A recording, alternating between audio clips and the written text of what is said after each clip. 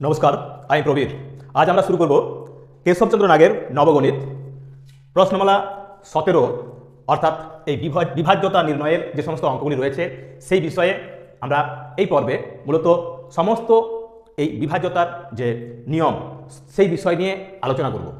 তো তার আগে আমি আমার সকল ভিউয়ার্স তথা ছাত্রছাত্রী এবং সচেতন অভিভাবকদের কাছে আবেদন রাখবো যে অবশ্যই এই ভিডিওটাকে সম্পূর্ণরূপে দেখবে এবং সেই সঙ্গে সঙ্গে অবশ্যই এই চ্যানেলটিতে তোমাদের কোনো অভাব অভিযোগ থাকলে সেটিও তোমরা আমাদের পয়েন্ট আউট করবে কমেন্ট বক্সের মধ্যে, এবং সেই সঙ্গে বলবো যে অবশ্যই চ্যানেলটিকে সাবস্ক্রাইব করে রাখবে। তো চলো আজ আমরা শুরু করছি আমাদের এই বিভাজ্যতা নির্ণয়ের যে অঙ্কগুলি রয়েছে তার প্রথম পর্ব। তো এখানে বিভাজ্য বলতে কি, অর্থাৎ এখানে আমরা প্রথমে বিভাজ্য শব্দের অর্থ কি না, বিভাজ্য শব্দের অর্থ হলো এখানে বলা আছে, দেখো যে বিভাজ্য শব্দের অর্থ যাকে ভাগ করা যায়, মানে যাকে ভাগ করা যায়। তাহলে বিভাজ্য শব্দের অর্থ হলো যাকে ভাগ করা যায়, যাকে ভাগ করা যায়। এখন ভাগ করা যায় বলতে কেমন, ধরো আমি বললাম 4 ভাজিত 2 সমান সমান হলো 2। আবার আমরা যদি লিখি যে 7 ভাজিত 4 সমান সমান কত হচ্ছে না, এখানে এটাকে ভাগ করা যাবে কিন্তু ভাগশেষ থাকবে, তার মানে 4 একে 4, 4 একে 4, 3 থাকবে ভাগশেষ, কিন্তু এক্ষেত্রেও এটা কিন্তু বিভাজ্য। অর্থাৎ এই 4কে 2 দিয়ে ভাগ করলে 2, আবার 7কে যখন 4 দিয়ে ভাগ করছি তখন দেখা যাচ্ছে কি না এখানে ভাগশেষ থাকছে। এই দুটো ক্ষেত্রে এটা কিন্তু প্রত্যেকেই কিন্তু বিভাজ্য। কিন্তু আমরা এই পর্বে বিভাজ্য বলতে অর্থাৎ বিভাজ্যতা নির্ণয়ের যে অঙ্কগুলো করব সেখানে মনে রাখতে হবে বিভাজ্য বলতে নিঃশেষে বিভাজ্য, অর্থাৎ সম্পূর্ণরূপে বিভাজ্য হবে। যেমন এখানে 15 সংখ্যাটাকে যদি আমরা 5 দিয়ে ভাগ করি তাহলে 5 3 হবে 15। এখানে 15 সংখ্যাটাকে 5 দিয়ে ভাগ করা যাচ্ছে এবং কি শেষে কোনো ভাগশেষ থাকছে না। যদি এরূপ ভাগ করা যায় অর্থাৎ সম্পূর্ণরূপে নিঃশেষে ভাগটা মিলে যায় তখন আমরা তাকে বলবো কি না, সেটাই হলো মূলত এখানে বিভাজ্য। তাহলে বিভাজ্যটা কি না, বিভাজ্য হলো বিভাজ্য শব্দের অর্থ যাকে ভাগ করা যায়। এক্ষেত্রে মনে রাখতে হবে যে যাকে ভাগ করা যায় অর্থাৎ এই অংশটা এই 4 এবং 7, এক্ষেত্রে 4 এবং 7 বা আমি বলেছি এখানে 15, এই 15 ভাজিত কি করেছি না 5 সমান সমান হলো 3। এক্ষেত্রে আমাদের 1 পূর্ণ 3 4 এটা বের হয়েছে। তো এক্ষেত্রে এই সংখ্যাগুলো হলো আসলে কি না, এরা হলো ভাজ্য এবং এরা হলো ভাজক।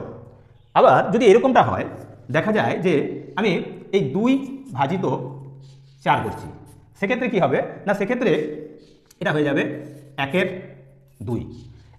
তো এরকমও যদি হয় তাহলেও কিন্তু কি বলবো আমরা না, এটা কিন্তু এক্ষেত্রে ভাগ করা যাচ্ছে না। কারণ হলো কি না, এটা ভাগ করা যাচ্ছে না বলতে এটা দেখা যাচ্ছে ভগ্নাংশ আকারে চলে আসছে, এক্ষেত্রেও ভগ্নাংশ আকারে আসছে। এক্ষেত্রে এই অংশটা দেখা যাচ্ছে কি ভাজ্য এক্ষেত্রে ছোট হয়ে যাচ্ছে আর ভাজক বড় হয়ে যাচ্ছে। তাহলে সবসময় মনে রাখতে হবে এই ভাজ্য মানে বিভাজ্যতার নিয়মের ক্ষেত্রে ভাজ্য সবসময় কি হতে হবে, বড় হতে হবে। এবার আমরা এই পর্বে যেটা আলোচনা করছি সেখানে শুধু ভাজ্য বড় হলেই চলবে না, সেই সঙ্গে সঙ্গে কি হতে হবে, সেই সঙ্গে সঙ্গে সম্পূর্ণরূপে মিলে যেতে হবে। যেমন এখানে আমরা 15কে 5 দিয়ে ভাগ করেছি, দেখা যাচ্ছে কি মিলে গেল। অর্থাৎ এখানে এই 15 সংখ্যাটা, এখানে 15 আর 5, এই 15 এবং 5-এর মধ্যে যেহেতু 5 দিয়ে 15কে ভাগ করা যাচ্ছে তাই এই 15 হবে গুণিতক, এটা হবে গুণিতক, আর এই 5 হবে গুণনীয়ক। তাহলে কি পেলাম দেখো, এক্ষেত্রে মনে রাখতে হবে যে বড় সংখ্যাটা অর্থাৎ বৃহত্তম যে সংখ্যাটা যাকে দ্বিতীয় সংখ্যাটা দিয়ে ভাগ করা যাচ্ছে, তাহলে যাকে ভাগ করা যাচ্ছে সে হলো এখানে গুণিতক, আর যেটা দিয়ে ভাগ করা যাচ্ছে বা যাকে দিয়ে ভাগ করা যায় সেটা হলো গুণনীয়ক। তো এইরকমই আমাদের এবার আমরা জানবো যে কাদের ভাগ করা যাবে আর কাদের ভাগ করা যাবে না, সেই বিষয়ে দেখো এটা মুছে নিয়ে তারপর তোমাদের আমি সেটাও বলে দিচ্ছি। তাহলে বিভাজ্য বলতে আমরা যাকে ভাগ করা যায় বললাম, সেখানে আমরা দুটো জিনিস পেলাম, একটা হলো গুণিতক আর একটা হলো গুণনীয়ক। তো এখান থেকে আমরা দুটো জিনিস পেয়েছি, একটা হলো গুণিতক আর একটা হলো কি না গুণনীয়ক। কি বলেছিলাম না, যাকে ভাগ করা যাচ্ছে নিঃশেষে ভাগ করা যাচ্ছে অর্থাৎ সম্পূর্ণভাবে ভাগ করা গেল সেটা হলো গুণিতক, আর যেটা দিয়ে ভাগ করা গেল তাকে বললাম আমরা কি না গুণনীয়ক। তো এটা গেল। এবার আমরা দেখব যে এদের মধ্য থেকে আমরা পাবো এবারে মৌলিক সংখ্যা। তো মৌলিক সংখ্যা কোনগুলো মনে রাখবে, যে সংখ্যাগুলোকে এক এবং সেই সংখ্যা ছাড়া অন্য কোনো সংখ্যা দ্বারা ভাগ করা যাবে না, সেগুলো হলো মৌলিক সংখ্যা। তাহলে কি বললাম না, যাদের বা যাদের এক এবং সেই সংখ্যা ছাড়া অন্য কোনো সংখ্যা দ্বারা ভাগ করা যাবে না, তাদের মৌলিক সংখ্যা বলে।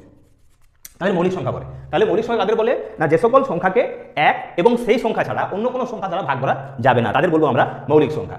যেমন আমরা যদি দেখি, যেমন 2, যেমন 2, 3, 5, 7, 11, 13, 17, 19 এরূপে বেশ কিছু অঙ্ক রয়েছে বা সংখ্যা রয়েছে।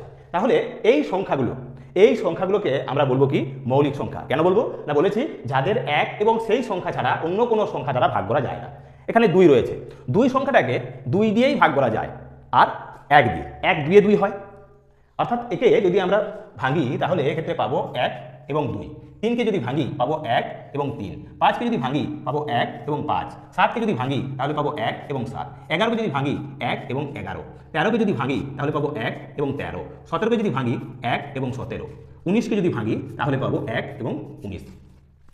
এইরকমই যে সংখ্যাগুলোকে এক এবং সেই সংখ্যা ছাড়া অন্য কোনো সংখ্যা দ্বারা কি করা যাবে না, ভাগ করা যাবে না বা বিভাজ্য নয়, তাদেরকে বলবো আমরা কি না মৌলিক সংখ্যা। তাহলে মৌলিক সংখ্যার বিষয়টা আমাদের কাছে পরিষ্কার হয়ে গেল। এবার আমরা মৌলিক সংখ্যার পরে চলে যাব কি, যাদের ভাগ করা যায় তাদের কি বলবো, তাদের আমরা বলবো কৃত্রিম সংখ্যা বা যৌগিক সংখ্যা। তাহলে কৃত্রিম বা যৌগিক সংখ্যা, কৃত্রিম বা যৌগিক সংখ্যা। তাই কৃত্রিম বা যৌগিক সংখ্যা কোনগুলো না, যে সকল সংখ্যাকে এক এবং সেই সংখ্যা ছাড়াও অন্য কোনো সংখ্যা দিয়ে ভাগ করা যায় বা অন্যান্য সংখ্যা দিয়ে ভাগ করা যায়, সেই সংখ্যাগুলোকে বলবো আমরা কৃত্রিম বা যৌগিক সংখ্যা। এখানে বলেছিলাম অর্থাৎ মৌলিক সংখ্যার ঠিক বিপরীত, যাদের এক এবং সেই সংখ্যা ছাড়া অন্য কোনো সংখ্যা দ্বারা ভাগ করা যায় না তারা হলো মৌলিক সংখ্যা। এক্ষেত্রে আমরা দেখিয়েছি মৌলিক সংখ্যাগুলো। এবার যৌগিক সংখ্যা, তাহলে যৌগিক সংখ্যা বললাম কি না, যে সংখ্যাগুলোকে এক এবং সেই সংখ্যা ছাড়াও অন্যান্য সংখ্যা দিয়েও ভাগ করা যায়, অর্থাৎ অন্য কোনো সংখ্যা দিয়েও ভাগ করা যায়। যেমন আমরা যদি এক্ষেত্রে দেখি 4, 6, 8, 9, 10, 12, 14, 15, 16 এরূপে অসংখ্য সংখ্যা আছে যৌগিক সংখ্যা বা কৃত্রিম সংখ্যা। তাহলে এই সংখ্যাগুলো কোন সংখ্যাগুলো না, যে সংখ্যাগুলোকে এক এবং সেই সংখ্যা ছাড়াও অন্যান্য সংখ্যা দিয়ে ভাগ করা যাবে তাদেরকে আমরা বলবো যৌগিক সংখ্যা বা এই কৃত্রিম সংখ্যা। তাহলে যেমন 4 সংখ্যাটাকে যদি আমরা ভাঙি তাহলে কি পাবো, 4 সংখ্যাকে যদি ভাঙি আমরা 1 পাবোই, 4ও তো পাবো, আবার 2 2 4 হয় তাহলে 2ও পাচ্ছি। তাহলে কি হচ্ছে 1 2 এবং 4।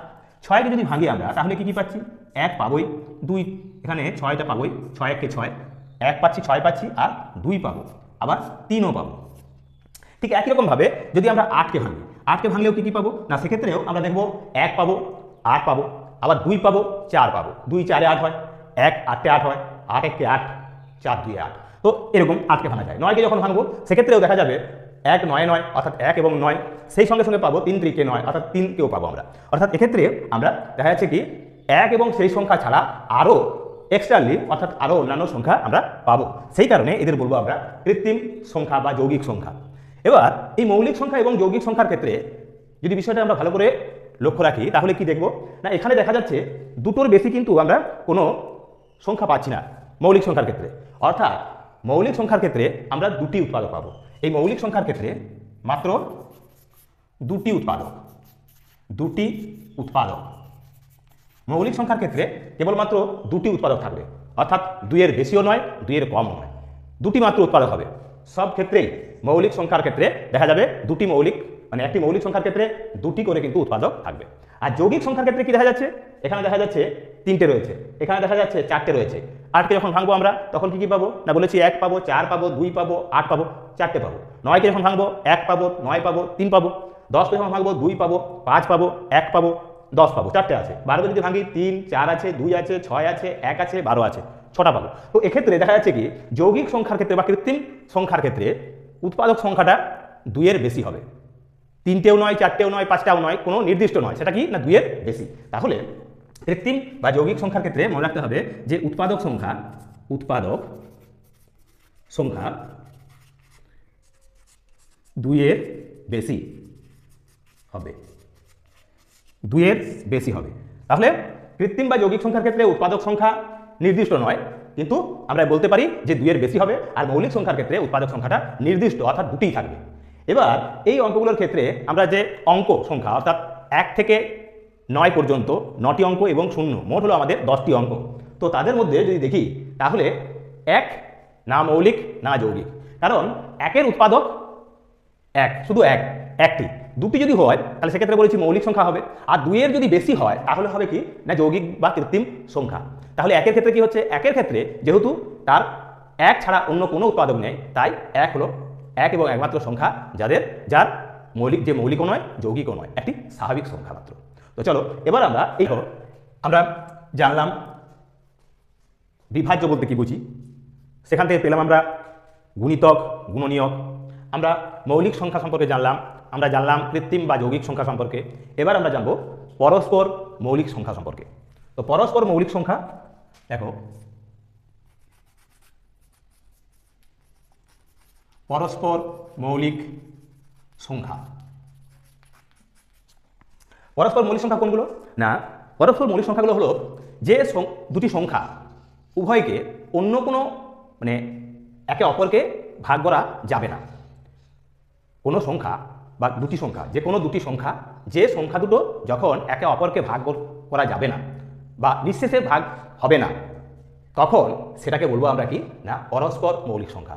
জিনিসটা কেমন না, এক্ষেত্রে আমরা যদি বলি যেমন একটা হলো 5 আর 7, এই 5 এবং 7 এদেরকে যদি ভাগ করি তাহলে দেখা যাবে কি এদেরকে কিন্তু ভাগ করা যাচ্ছে না। যদিও 5 এবং 7 উভয় হলো কি মৌলিক সংখ্যা, তাই এরা পরস্পর মৌলিক সংখ্যা, অর্থাৎ এই 5 এবং 7 হলো পরস্পর মৌলিক। আবার যদি দেখি আমরা যে এখানে 12 একটা সংখ্যা আর একটা সংখ্যা আমি নিলাম কত না, এখানে 12 আছে আর একটা আছে 11, এই দুটো সংখ্যা। এক্ষেত্রে যদি দেখি 12 সংখ্যাটা হলো একটা কৃত্রিম সংখ্যা বা যৌগিক সংখ্যা, যাকে ভাঙলে আমরা পাবো কি কি পাচ্ছি না, এক্ষেত্রে পাবো 1 পাবো, 2 পাবো, 3 পাবো, 4 পাবো, 6 পাবো, 12 পাবো, এতগুলো এর উৎপাদক রয়েছে। কিন্তু 11 উৎপাদক রয়েছে কত, 1 এবং 11। এদেরকে একে অপরকে ভাগ করলে দেখা যাবে কি না এক্ষেত্রেও কিন্তু ভাগ করা যাবে না। সেক্ষেত্রে দেখা যাবে যে এই 1 দিয়ে এদের কিন্তু অর্থাৎ এদের কমন বা সাধারণ যে উৎপাদক সেটা হলো কি না 1। সেই কারণে যদি দেখা যায় তাদের সাধারণ উৎপাদক 1 হচ্ছে বা তাদেরকে ভাগ করা যাচ্ছে না একে অপরকে, তখন তাদেরকে আমরা বলবো কি না এটাকে বলবো আমরা কি না এক্ষেত্রে এটাকে বলবো আমরা পরস্পর মৌলিক সংখ্যা। যেমন এক্ষেত্রে 10 আর 21 এরাও হলো পরস্পর মৌলিক সংখ্যা। এক্ষেত্রে 10কে ভাঙলে আমরা পাবো 1, 2, 5, 10। 21কে ভাঙলে আমরা পাবো কি 1, 3, 7, 21। তাহলে সেখানে সাধারণ বা কমন যে উৎপাদক সেটা হবে কি না 1। সেই কারণে এরও সাধারণ উৎপাদক যদি 1 হয়, এক্ষেত্রে সাধারণ উৎপাদক যদি শুধুমাত্র 1ই হয়, তাহলে সেক্ষেত্রে আমরা তাদের বলবো পরস্পর মৌলিক সংখ্যা। তো এক্ষেত্রে তাই এরা হবে কি না পরস্পর মৌলিক সংখ্যা। তাহলে পরস্পর মৌলিক সংখ্যা বলতে কি বললাম না, পরস্পর মৌলিক সংখ্যা বলতে বলা হলো কি যদি দুটি সংখ্যার উভয়ই কি বলা হচ্ছে অন্য কোনো সংখ্যা দ্বারা নিঃশেষে ভাগ করা না যায়, অর্থাৎ ভাগ করা যায় না, তবে উহাদেরকে পরস্পর মৌলিক সংখ্যা বলে। তাহলে দুটি সংখ্যার যে উভয়কেই অন্য কোনো সংখ্যা দিয়ে নিঃশেষে ভাগ করা যায় না, নিঃশেষে ভাগ করা যায় না বলতে এটা আমি দেখাচ্ছি। যেমন দেখা যায় এই 12 এবং 15 এই দুটো সংখ্যাকে এর উৎপাদক বিশ্লেষণ করলে আমরা কি দেখব না, এক্ষেত্রে আমরা পেয়েছি 12 ভাগগুলো পেয়েছি, যে সমস্ত উৎপাদকগুলো পেয়েছি কত কত পেয়েছি, 1 পেয়েছি, 2 পেয়েছি, 3 পেয়েছি, 4 পেয়েছি, 6 পেয়েছি, হ্যাঁ, আর পেয়েছি কত না 12, এটা 12 পেয়েছি। আর যদি 15 দেখি তাহলে কি দেখবো না, 15 দেখলে 1 পাবো, 3 পাবো, 5 পাবো, 15 পাবো। তো এখানে এরা কিন্তু পরস্পর মৌলিক সংখ্যা নয়। কেন নয়? কারণ এদের যদি আমরা ভাগ করি তাহলে নিঃশেষে দেখা যাবে কি না এখানে 1 যেমন রয়েছে, এখানে 3 যেমন রয়েছে, এখানেও 3 আছে, তাহলে 1-এর বেশি, শুধু 1 নয় কিন্তু এক্ষেত্রে কিন্তু 3 রয়েছে, 3ও রয়েছে সাধারণ উৎপাদক হিসাবে। তো সেই কারণে এটা কিন্তু পরস্পর মৌলিক সংখ্যা নয়। পরস্পর মৌলিক সংখ্যা হতে গেলে তাদের ক্ষেত্রে কি হবে, কেবলমাত্র একটি উৎপাদক অর্থাৎ শুধুমাত্র এক হবে। যদি এক হয় একমাত্র উৎপাদক, তখন তাদেরকে আমরা বলবো কি না পরস্পর মৌলিক সংখ্যা। তো সেই কারণে এটা হলো আমাদের কি না পরস্পর মৌলিক সংখ্যা নয়, এরা যেমন পরস্পর মৌলিক সংখ্যা। তো এবার আমরা চলে যাব যে স্বাভাবিক সংখ্যা কাকে বলে। তো চলো একটু বুঝে নিই। এর আগে আমরা করলাম যে পরস্পর মৌলিক সংখ্যা সম্পর্কে জানলাম, এবার আমরা জানবো স্বাভাবিক সংখ্যা। স্বাভাবিক সংখ্যা, স্বাভাবিক সংখ্যা কোনগুলো না পরপর যে সংখ্যাগুলো রয়েছে সেই সংখ্যাগুলোকে বলবো আমরা স্বাভাবিক সংখ্যা। অর্থাৎ 1 2 3 4 5 6 7 8 9 10 11, এরা হলো সব স্বাভাবিক সংখ্যা। অর্থাৎ পর্যায়ক্রমে পরপর যে সংখ্যাগুলো সেই সংখ্যাগুলোকে আমরা বলবো স্বাভাবিক সংখ্যা। এই পরপর স্বাভাবিক সংখ্যাগুলোর মধ্যেই রয়েছে কি রয়েছে না যুগ্ম সংখ্যা বা জোড় সংখ্যা আর অযুগ্ম সংখ্যা বা বিজোড় সংখ্যা। তাহলে এখান থেকে আমরা পাবো কি কি দুটো পাচ্ছি, একটা হলো যুগ্ম, একটা বলবো যুগ্ম সংখ্যা যুগ্ম, আর একটা হলো অযুগ্ম। একটা যুগ্ম সংখ্যা, এটা হলো অযুগ্ম সংখ্যা। এবার যুগ্ম সংখ্যা কোনগুলো না যেগুলো 2 দ্বারা বিভাজ্য, 2 দ্বারা বিভাজ্য, আর এটা হবে কি না 2 দ্বারা বিভাজ্য নয়।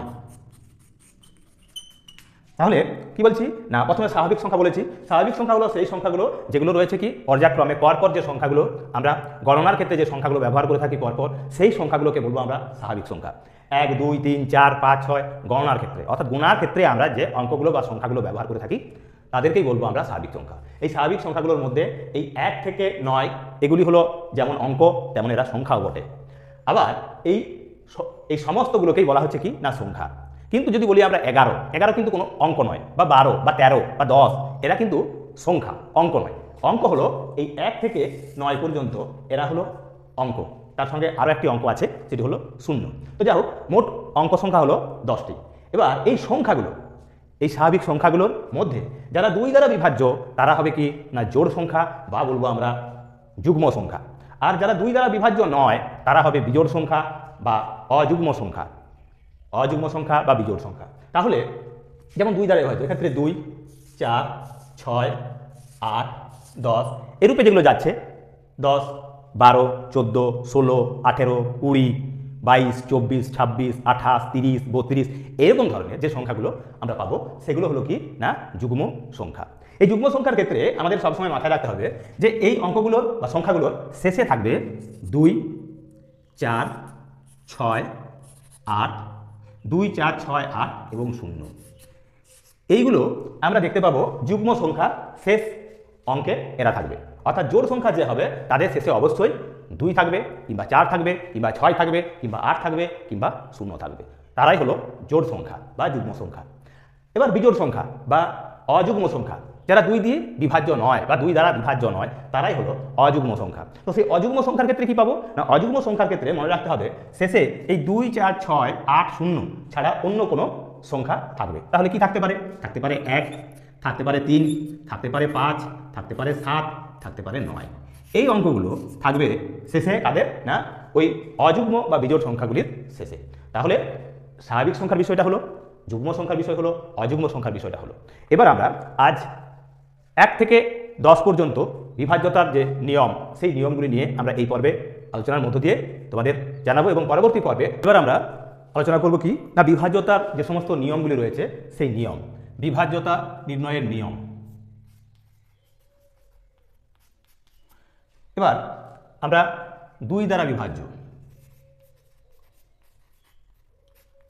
2 দ্বারা বিভাজ্যের যে নিয়ম কি 2 দ্বারা বিভাজ্যের নিয়মের ক্ষেত্রে আমাদের মনে রাখতে হবে যাকে 2 দিয়ে ভাগ করা যায় তারা হলো 2 দ্বারা বিভাজ্য। কিন্তু কিভাবে বুঝবো, দেখেও আমরা বুঝতে পারি যে এটা 2 দ্বারা বিভাজ্য।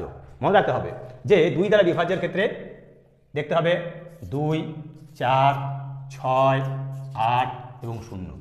তাহলে কোনো সংখ্যার শেষে যদি 2 কিংবা 4 কিংবা 6 কিংবা 8 কিংবা 0 থেকে থাকে তাহলে বুঝতে হবে সংখ্যাটি 2 দ্বারা বিভাজ্য। তাহলে 2 দ্বারা বিভাজ্যের নিয়মটা হলো কি না যাদের শেষে 2 4 6 8 এবং 0 থাকবে তারাই 2 দ্বারা বিভাজ্য হবে। তাহলে 2 দ্বারা বিভাজ্যের নিয়ম হলো এটি। এইভাবে আমরা বুঝতে পারবো যে এটি 2 দ্বারা বিভাজ্য সংখ্যা।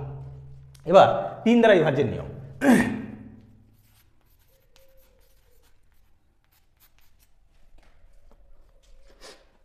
তিন দ্বারা বিভাজ্যের নিয়ম। তিন দ্বারা বিভাজ্যের নিয়মের ক্ষেত্রে আমাদের কি মাথায় রাখতে হবে না, এক্ষেত্রে যে সংখ্যা থাকবে সেই সংখ্যার অঙ্কগুলির যোগফল যদি 3 দিয়ে বিভাজ্য হয়, মানে 3 দিয়ে ভাগ করা যায়, তাহলে বুঝতে হবে ওই সম্পূর্ণ সংখ্যাটি হবে বা এই সংখ্যাটি হবে কি না 3 দ্বারা বিভাজ্য। কি বললাম? মনে রাখতে হবে যে 3 দ্বারা বিভাজ্যের ক্ষেত্রে যে অঙ্কগুলো থাকবে, কোনো সংখ্যার যে অঙ্কগুলো তাদের যোগফল যদি 3 দ্বারা বিভাজ্য হয় বা 3 দিয়ে ভাগ করা যায়, তবেই সংখ্যাটি 3 দ্বারা বিভাজ্য। যেমন এক্ষেত্রে 8001 এই সংখ্যাটা আমরা নিয়েছি। 8001 সংখ্যাটা কি 3 দ্বারা বিভাজ্য? সেটা বোঝার জন্য আমাদের কি করতে হবে, মনে রাখতে হবে 8 যোগ 0 যোগ 0 যোগ 1 যোগ করলে কি পাবো আমরা না, এক্ষেত্রে 8 আর 0তে 8ই থাকবে, তার সঙ্গে আরও 0 যোগ করলে সেই 8ই থাকবে, আর এই 1 সমান হলো কত 9।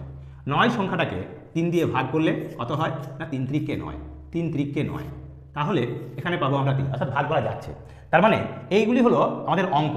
এই 8 একটি অঙ্ক, 0 একটি অঙ্ক, 0 আরেকটি অঙ্ক, 3 1 আরেকটি অঙ্ক, এই অঙ্কগুলো। আর এটা হলো একটা সম্পূর্ণ সংখ্যা 8001। এই 8001 সংখ্যা যে অঙ্কগুলি রয়েছে 8 0 0 1 তাদের যোগ করলে আমরা পেলাম কি না, দেখা গেল 9। 9 সংখ্যাটাকে 3 দিয়ে ভাগ করা যাচ্ছে, তাই এই 8001 সংখ্যাটি 3 দ্বারা বিভাজ্য। ঠিক এমনই তর সংখ্যা হলো যেমন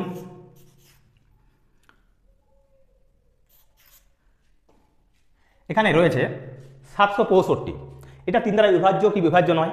এখানে আমরা এই 7, এই 6 এবং এই 5 এদের যোগ করব। 7 6 কত হচ্ছে 13, 13 আর 5 যোগ করলে হয় কত না 18, এদের যোগ করলে হয় 18। 3 দিয়ে 18কে ভাগ করা যায়, 3 6 18। তো সেই কারণে এই 765 সংখ্যাটি হবে 3 দ্বারা বিভাজ্য। তো দেখো এবার আমরা যদি 4 দ্বারা বিভাজ্যের নিয়ম, 4 দ্বারা বিভাজ্যের নিয়ম হলো কি না, মনে রাখতে হবে শেষ দুটো অঙ্ক হবে দুটো শূন্য, অথবা কি হবে না 4 দ্বারা বিভাজ্য হবে। 4 দ্বারা বিভাজ্য হবে, যেমন আমরা বললাম কত না 16 একটা সংখ্যা যাকে 4 দিয়ে ভাগ করা যায়, এর আগে সেখানে 9 7 এরূপ সংখ্যা আছে। যেহেতু এই শেষ দুটো সংখ্যা 4 দ্বারা বিভাজ্য, তাই পুরো সংখ্যাটাই 4 দ্বারা বিভাজ্য হবে। আবার যেমন রয়েছে কত না, এখানে রয়েছে একটা 0 40 আছে, এই সংখ্যাটা কিন্তু 4 দিয়ে ভাগ করা যায়। এখানে আছে 9 6, এটাও কিন্তু কি দেখা যাবে না, যেহেতু এই শেষ দুটো সংখ্যা আমাদের কি হচ্ছে না, এই শেষ দুটো অঙ্ক নিয়ে গঠিত সংখ্যাটাকে 4 দিয়ে ভাগ করা যায়, তো সেই কারণে আমরা বলবো কি না এটা 4 দ্বারা বিভাজ্য। তাহলে 4 দ্বারা বিভাজ্যের ক্ষেত্রে মনে রাখতে হবে শেষ দুটো অঙ্ক অবশ্যই শূন্য হবে, অথবা শেষ দুটো অঙ্ক 4 দ্বারা ভাগ করা যাবে, তখন আমরা তাদের বলবো 4 দ্বারা বিভাজ্য। এবার আমরা চলে যাব 5 দ্বারা বিভাজ্যের নিয়মে। 5 দ্বারা বিভাজ্যের নিয়মের ক্ষেত্রে আমাদের মনে রাখতে হবে শেষে 0 অথবা 5 থাকবে। কোনো সংখ্যার শেষ অঙ্কটি যদি 0 অথবা 5 হয়ে থাকে তাহলে তা অবশ্যই 5 দ্বারা বিভাজ্য। তার মানে যেমন এখানে 9835 এটা সংখ্যা লিখেছি, যেখানে দেখা যাচ্ছে কি শেষে রয়েছে আমাদের কত না 5, তাই এই সংখ্যাটা হবে কি না 5 দ্বারা বিভাজ্য। আবার একটা সংখ্যা রয়েছে 696, আমরা যদি এখানে শেষে একটা 0 বসিয়ে দিই, তার মানে 6960, এই সংখ্যাটাও কিন্তু হয়ে যাবে কি 5 দ্বারা বিভাজ্য, কারণ এক্ষেত্রেও শেষে রয়েছে কত না 0। তো এইরকমই আমরা 2 দ্বারা 3 দ্বারা 4 দ্বারা 5 দ্বারা বাকি যে অঙ্কগুলো রয়েছে অর্থাৎ 6 7 8 9 এবং 10, এই পর্বে আমরা 10 পর্যন্ত তোমাদের তুলে ধরবো। তো দেখো বাকি অঙ্কগুলো কিভাবে বা বাকি যে সংখ্যাগুলোর বা অঙ্কগুলোর কিভাবে বিভাজ্যতা নির্ণয় করা যায় তার যে নিয়ম তা তোমরা সম্পূর্ণ ভিডিওটা দেখলেই বুঝতে পারবে। তো চলো এই বিভাজ্যতার নিয়মে আমরা এবার তুলে ধরবো আমাদের কি না 6 দ্বারা বিভাজ্য। 6 দ্বারা বিভাজ্য,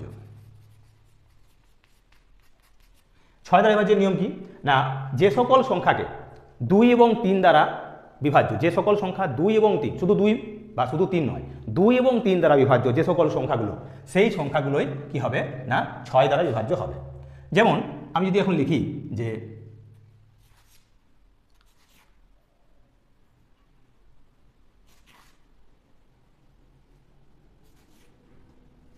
দেখো এখানে 7656 একটা সংখ্যা লিখেছেন, এখানে শেষে রয়েছে 6, তাহলে আমরা 2 দ্বারা বিভাজ্যের নিয়মে কি বলেছিলাম, যদি শেষে 2 4 6 8 0 থেকে থাকে তাহলে এখানে 6 আছে, তাই এটা 2 দ্বারা বিভাজ্য বটে। এবার আমি দেখবো সংখ্যাটা যেটা 3 দ্বারা বিভাজ্য কি বটে, যদি 3 দ্বারা বিভাজ্য বটে তাহলে এটা 6 দ্বারা বিভাজ্য হবে, কারণ যেহেতু এটা 2 দ্বারা বিভাজ্য। তাহলে আমাদের এই অঙ্কগুলোকে যোগ করতে হবে, তাহলে যোগফলটা যদি 3 দিয়ে ভাগ করা যায় তাহলেই আমাদের সংখ্যাটাকে 3 দ্বারা বিভাজ্য করবো। তাহলে 7 আর 6 যোগ করলে হচ্ছে 13, 13 আর 5 হলো 18, 18 আর 6 হলো 24, 24কে 3 দিয়ে ভাগ করা যায়, 3 8 হয় 24, তাই এই সমগ্র সংখ্যাটা 6 দ্বারা বিভাজ্য। তাহলে কি বললাম না, 6 দ্বারা বিভাজ্যের ক্ষেত্রে মনে রাখতে হবে 2 এবং 3 দ্বারা বিভাজ্য সংখ্যাগুলোই হবে 6 দ্বারা বিভাজ্য। তাহলে যারা 2 দিয়ে বিভাজ্য এবং 3 দিয়ে বিভাজ্য সেই সকল সংখ্যাই হলো 6 দ্বারা বিভাজ্য। তাহলে এক্ষেত্রে এই 7656 এটা হবে 6 দ্বারা বিভাজ্য। যেমন এখানে 897 যদি যোগ করি, 8 আর 9 হলো 17, 17 আর এই 7 24 হচ্ছে। একে আমাদের 3 দিয়ে ভাগ করা যাচ্ছে কিন্তু 2 দ্বারা বিভাজ্য নয়, তাই এই সমগ্র সংখ্যাটা একটা 3 দ্বারা বিভাজ্য কিন্তু 2 দ্বারা বিভাজ্য নয়, তাই এটা কিন্তু 6 দ্বারা বিভাজ্য হবে না। কিন্তু যদি এই অঙ্কটা এরকমভাবে থাকতো 8 9 আর শেষে রইল কত না 8 9 17, 17 আর 4 কত হলো 21, 17 আর 4 হলো 21। এই সংখ্যাটা যদি আমরা দেখি তাহলে শেষে রয়েছে 4, তাহলে 2 দ্বারা বিভাজ্য। আবার যদি যোগ করি তখন দেখছি 8 আর 9 17, 17 আর 4 21, 21কে 3 দিয়ে ভাগ করা যায়, তাই এটা হবে কি, এটা হবে 6 দ্বারা বিভাজ্য। তাহলে 6 দ্বারা বিভাজ্যের ক্ষেত্রে আমাদের মাথায় রাখতে হবে যে সংখ্যাটা অবশ্যই 2 এবং 3 দ্বারা বিভাজ্য হতে হবে।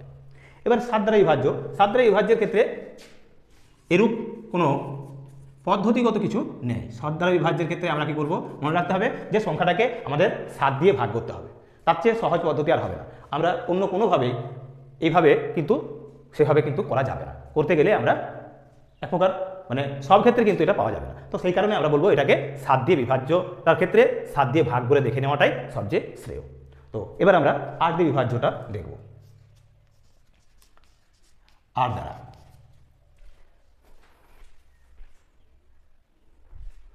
তো দেখো 8 দ্বারা বিভাজ্যের ক্ষেত্রে মনে রাখতে হবে যে শেষ 3টে অঙ্ক অবশ্যই কি হতে হবে, 0 হতে হবে, অথবা শেষ 3টি অঙ্ককে অবশ্যই 8 দ্বারা বিভাজ্য হতে হবে, তাহলেই সংখ্যাটি কি হবে না 8 দ্বারা বিভাজ্য হবে। যেমন এক্ষেত্রে 0 4 8 আছে শেষ 3টে অঙ্ক, তার আগে আমি যে কোনো সংখ্যায় থাকুক না কেন, 6 থাক 9 থাক 5 থাক, এক্ষেত্রে কি রয়েছে না এই 1,10,100,000, তাহলে 5,96,048, এই 3টে সংখ্যা মিলে এখানে যে এই অঙ্ক মিলে যে সংখ্যাটাগুলো উঠেছে সেটা 48 হচ্ছে। এই 48 সংখ্যাটাকে 8 দিয়ে ভাগ করা যায়, তাই সমগ্র সংখ্যাটাকে কিন্তু 8 দ্বারা বিভাজ্য। তাহলে 8 দ্বারা বিভাজ্যের ক্ষেত্রে হয় 3টে শূন্য থাকতে হবে, অথবা শেষ 3টে অঙ্ক দিয়ে গঠিত যে সংখ্যা হবে সেই সংখ্যাটা 8 দিয়ে বিভাজ্য হলে সমগ্র সংখ্যাটাই হবে 8 দ্বারা বিভাজ্য। তো এরকমই আমরা এবার 9 দ্বারা বিভাজ্য দেখব। 9 দ্বারা বিভাজ্যের নিয়ম কি? 9 দ্বারা বিভাজ্যের নিয়ম হলো যে সংখ্যাগুলোর যোগফল, যে অঙ্কগুলো থাকবে, কোনো সংখ্যার যে অঙ্কগুলো থাকবে সেই অঙ্কগুলোর সংখ্যার যদি যোগফল 9 হয় বা 9 দ্বারা বিভাজ্য হয় তাদের যোগফল, তখন তাদেরকে বলবো আমরা কি না সংখ্যাটি 9 দ্বারা বিভাজ্য। যেমন এক্ষেত্রে 8 7 6 5 9 14 6 20 20 27 13 27 28 35 এটা আছে। এখানে তাহলে রয়েছে কত না 1,10,100,000 অযুত লক্ষ, 8,76,591। তো এখানে যদি আমরা দেখি এই 8 7 6 5 9 আর 1 এই অঙ্কগুলোকে আমরা যোগ করব। তাহলে 8 7 15, 15 আছে 21, 21 আর 5 হলো 26, 26 আর 9 হলো 35, 35 আর 36, 36 সংখ্যাটাকে অঙ্কগুলোর যোগফল 36, তাকে 9 দিয়ে ভাগ করা যায় কি যায় না? 36কে ভাগ করা যায়, 9 4 36, তাই এই সমগ্র সংখ্যাটা 9 দ্বারা বিভাজ্য। তাহলে কি হবে না যে অঙ্কগুলো থাকবে সেই অঙ্কগুলোর যোগফল আমরা দেখব, যদি দেখা যায় তাদের যোগফল আমাদের কি হচ্ছে যে কেমন এখানে 8 যোগ 7 যোগ 6 যোগ 5 যোগ 9 যোগ 1 সমান 36, 36কে কি না 36 ভাজিত 9 সমান 4, অর্থাৎ ভাগ করা যাচ্ছে, তাই 36কে ভাগ করা যাচ্ছে যেমন তেমন এই সমগ্র সংখ্যাটাও কি হবে না 9 দ্বারা বিভাজ্য হবে। তাহলে 9 দ্বারা বিভাজ্যের ক্ষেত্রে নিয়মটা হলো যে সংখ্যাগুলোর যোগফল, সংখ্যার মধ্যে যে অঙ্কগুলো রয়েছে তাদের যোগফল যদি 9 দিয়ে ভাগ করা যায় তাহলে মনে রাখতে হবে যে সংখ্যাটি 9 দ্বারা বিভাজ্য। এবার 10 দ্বারা বিভাজ্যের নিয়ম। 10 দ্বারা বিভাজ্যের নিয়ম অত্যন্ত সহজ। এক্ষেত্রে মনে রাখতে হবে কোনো সংখ্যার শেষে যদি শূন্য থাকে তাহলেই সেটা 10 দ্বারা বিভাজ্য। যদি কোনো সংখ্যার শেষে শূন্য থাকে, অবশ্যই শূন্য থাকতে হবে। তাহলে যদি কোনো সংখ্যার শেষে শূন্য থাকে তাহলে সংখ্যাটি অবশ্যই 10 দ্বারা বিভাজ্য হবে। তো এইভাবে আমরা এই বিভাজ্যতা নির্ণয়ের যে নিয়মগুলি ছিল তা 1 থেকে 10 পর্যন্ত তোমাদের আলোচনা করে দিলাম, এবং সেই সঙ্গে সঙ্গে আলোচনা করে দিলাম স্বাভাবিক সংখ্যা, মৌলিক সংখ্যা, বিভাজ্যতার বিষয়ে গণিতক, গুণনীয়, বাকি যে অঙ্কগুলি রয়েছে সেগুলিও তোমরা এই ত্রিনেত্র চ্যানেলের পক্ষেই বা ত্রিনেত্র চ্যানেলের মধ্য দিয়েই আগামী পর্বে আমরা তুলে ধরবো। তোমরা এইভাবেই আমাদের সঙ্গে পাশে থাকো, তাহলেই তোমাদের এই সমস্ত কিছু যে সমস্যাগুলো অর্থাৎ কেসি নাগ মহাশয়ের অঙ্কের যে সমস্যা সমাধান অর্থাৎ লিখিত সমাধানগুলো রয়েছে আমরা সমাধানগুলো দেব তোমাদের বা সমস্যাগুলোর সমাধান করে দেব। তার আগে অবশ্যই এই বিভাজ্যতার যে নিয়মগুলো রয়েছে তার সম্পর্কে খুঁটিনাটি আলোচনা আমরা তোমাদের সঙ্গে করে নিতে চাই, তোমাদের তুলে দিতে চাই, তারপরেই আমরা সেই বিষয়ে যাব। তো তাই বলবো আজকের মতো এখানে ভিডিওটা শেষ করব। তার আগে অবশ্যই সকলকে আবার একবার বলছি যে চ্যানেলটিকে অবশ্যই সাবস্ক্রাইব করো। তো আজকের মতো এখানেই শেষ করছি। নমস্কার।